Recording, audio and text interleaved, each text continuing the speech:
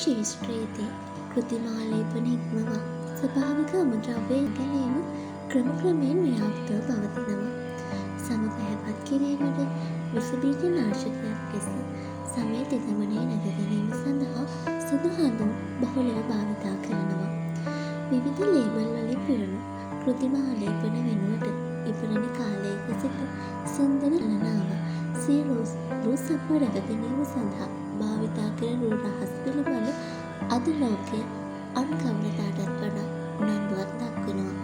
අද මම ඔයාලට කියලා දෙන්නේ මූණ ඉතාමත් හොඳින් පැහැපත් කරගන්න පුළුවන් සුදු හඳුන් ෆේස් පැක් එක නිවසේදීම හරිම පහසුවෙන් හදාගන්න විදිය ගැන.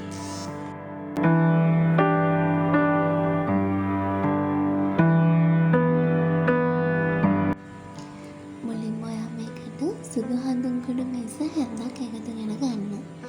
ඊළඟට ඔයාලට අවශ්‍ය වෙනවා කඩල පිටි මේස හැන්දක්.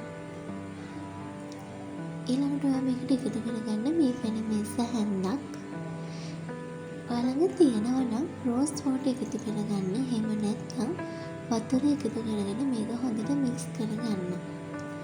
ඉතින් මේ සුදු හඳුන් ෆේස් පැක් එක මගින් ආගේ මූණ තෙතමනය රඳා පවත්වා ගන්න පුළුවන්.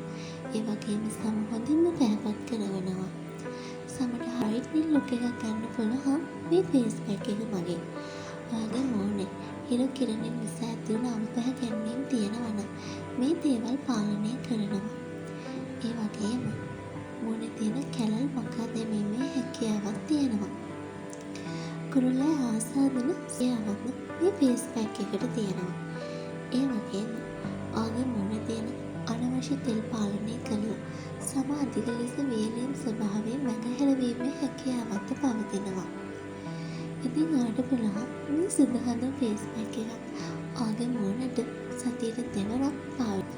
මුලින්ම හොඳට සෝදලා පිරිසිදු කරගත්ත මූණේ මේ ෆේස් පැක් එක ආලේප කරලා විනාඩි 20කට පසු සෝදලා අරින්න ඔයාලට පුළුවන්. ඉතින් මේ හැමදාමත්ම කියනවා වගේ හොඳ විශ්වාසයෙන් පාවිච්චි කරන්න